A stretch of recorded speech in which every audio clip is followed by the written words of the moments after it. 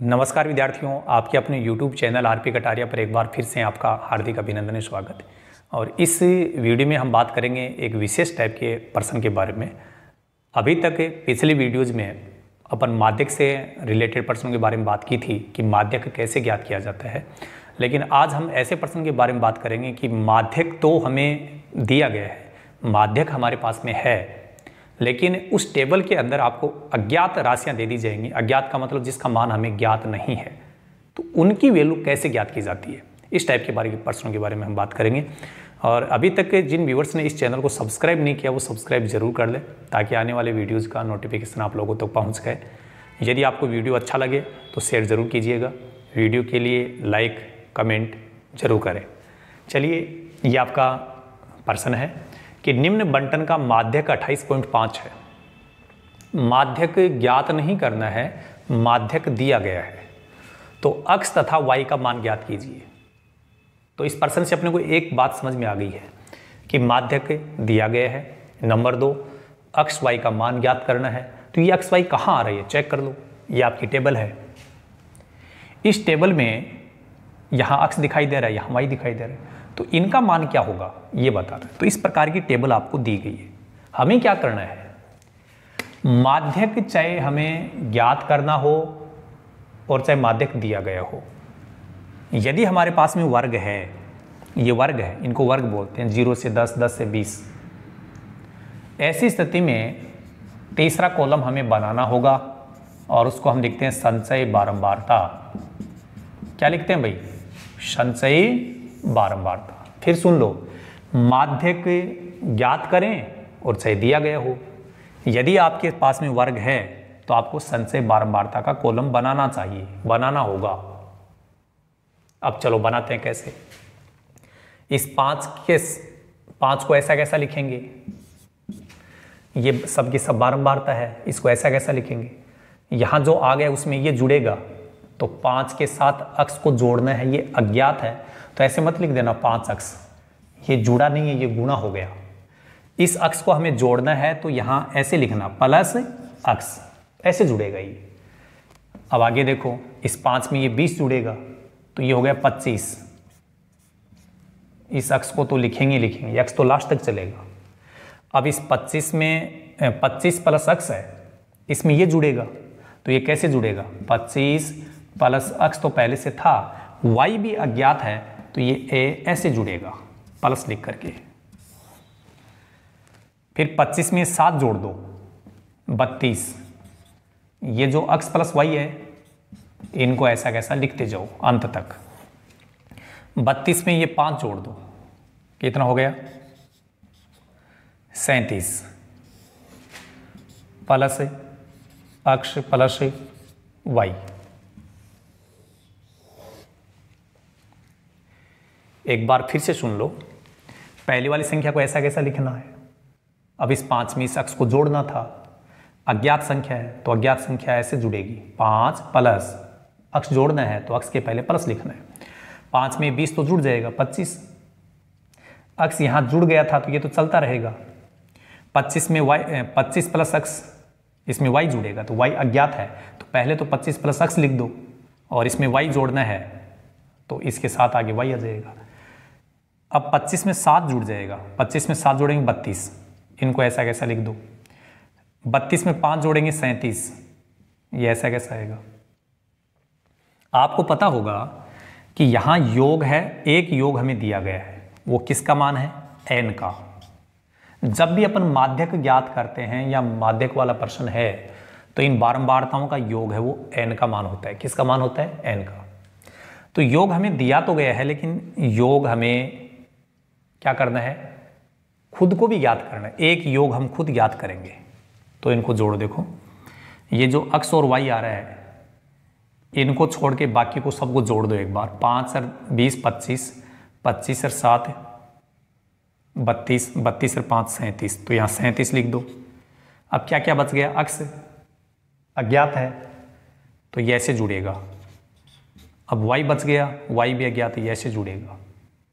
हमने जो योग किया वो योग और संचय बारंबारता की लास्ट की वैल्यू एक जैसी है, इसका मतलब आपकी टेबल सही है।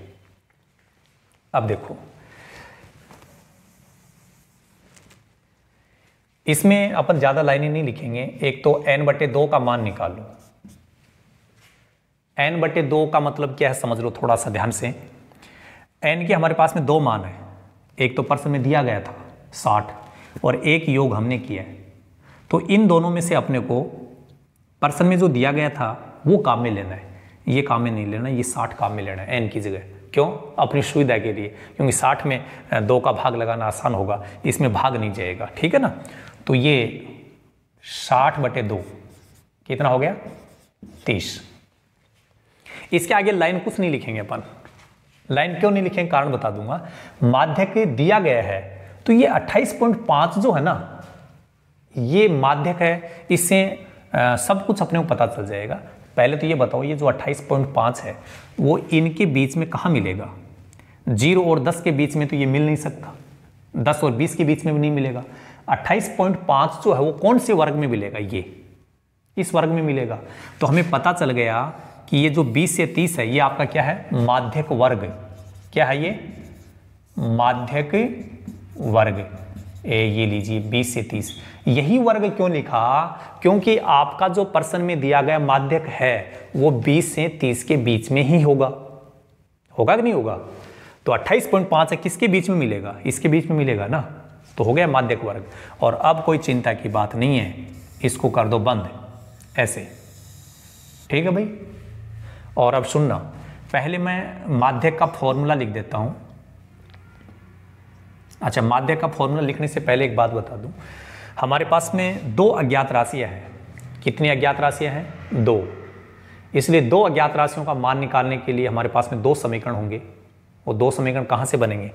एक समीकरण तो यहां से बनेगा कि ये जो 60 है ये भी n का ही मान है, और जो हमने योग किया था वो भी n का ही मान है, इसलिए इन दोनों को हम बराबर लिख देंगे। दोनों एक ही चीज़ है, तो एक समीकरण तो यहाँ से बनेगा और एक बनेगा फॉर्मूले से, वो अपन आगे बनाएंगे। तो यहाँ जो संख्या लिखी है, हमने जो योग किया था वो योग और ये योग बराबर है। तो यहाँ पर हम लिखेंगे 37 प्लस x प्लस y बराबर 60। ये चीज़ कहाँ से मिली अपने को? इन दोनों संख्याओं को बराबर लिख दिया, ठीक है। इस 37 का उधर पक्षांतरण कर दो, x प्लस वाई बराबर 60 माइनस 37, x प्लस वाई बराबर, इसमें से ये घटाएंगे तो हमारे पास में आ जाएगा 23। कितना आ जाएगा? 23। इसको समीकरण नंबर 1 बना दो। कितना बना दो? 1। अब हम फॉर्मूला लिखेंगे माध्यक का। माध्यक का फॉर्मूला लिखेंगे, माध्यक बराबर, और आपको शायद फॉर्मूला याद हो गया होगा।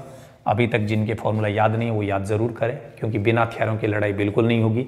फॉर्मूला याद होना चाहिए। जिसके फॉर्मूला याद नहीं है वो माध्यक वाले पर्सन के नज़दीक ही नहीं जाए।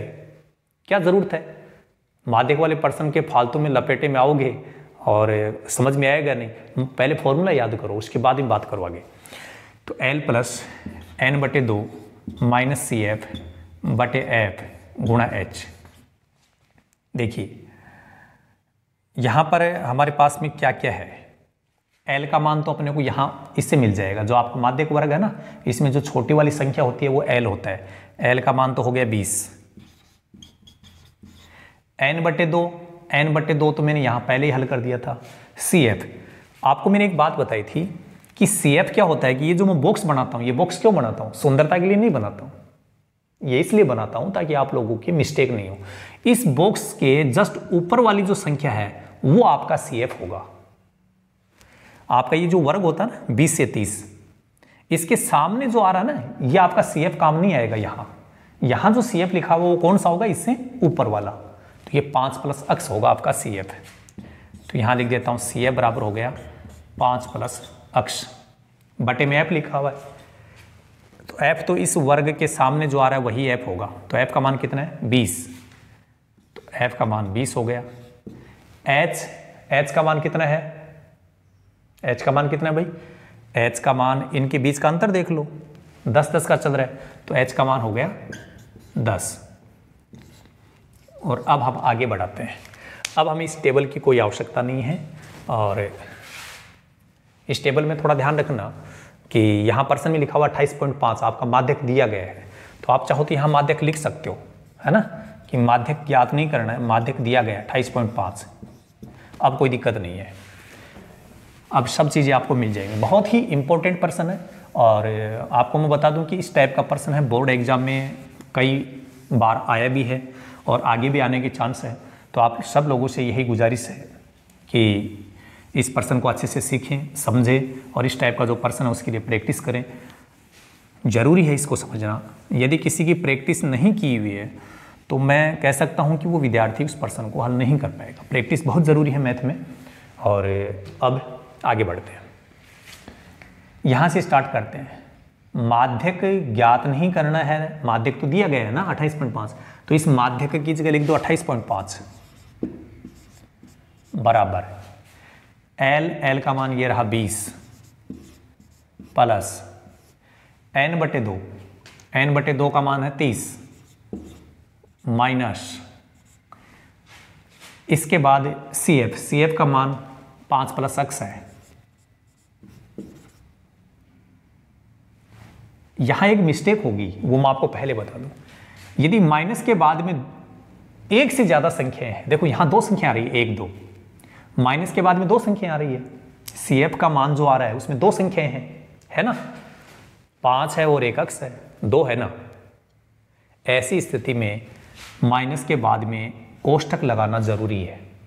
और यदि आपने ब्रैकेट नहीं लगाया तो माइनस का मतलब होता है घाटा, गलत हो जाएगा। तो माइनस के बाद यदि आप 2 या 2 से अधिक संख्याएं लिख रहे हैं तो ब्रैकेट लगाना जरूरी है। बटे f का मान यहां लिखा हुआ है 20 गुणा h का मान 10। देखो 28.5 जो लिखा हुआ है ये माध्यक है, तो अपने को ज्ञात थोड़ा ना करना है, इसलिए यहां जो 20 आ रहा है इस 20 का इधर पक्षांतरण कर दो। अब देखो क्या क्या बच रहा है, ये 30। इस ब्रैकेट को जब अपन हटाएंगे तो इस माइनस के कारण इन दोनों का चिन्ह बदल जाएगा।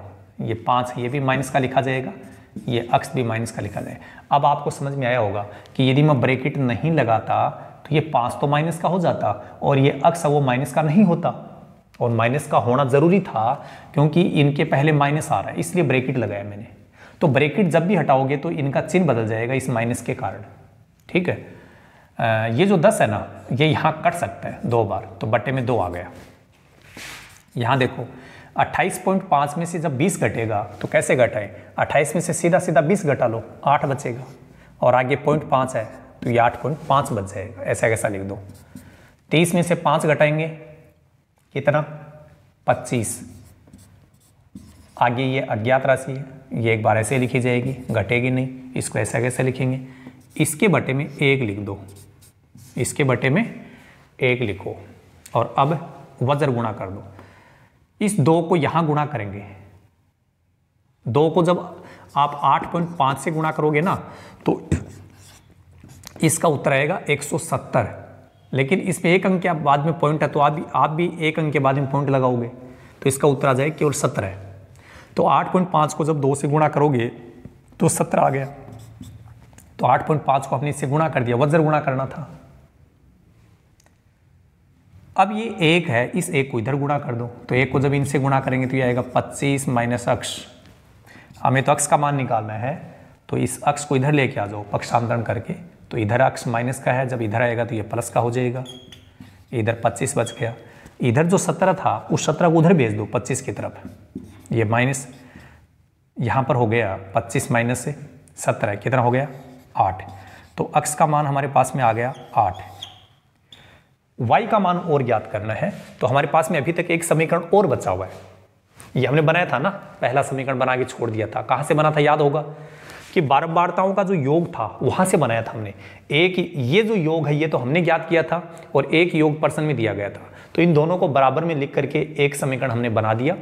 इसको हमने ऐसा कैसा छोड़ दिया, फिर माध्यक वाला फॉर्मूला लगाकर इसको हम आगे हल करते गए, वहां से हमें अक्ष का मान मिल गया।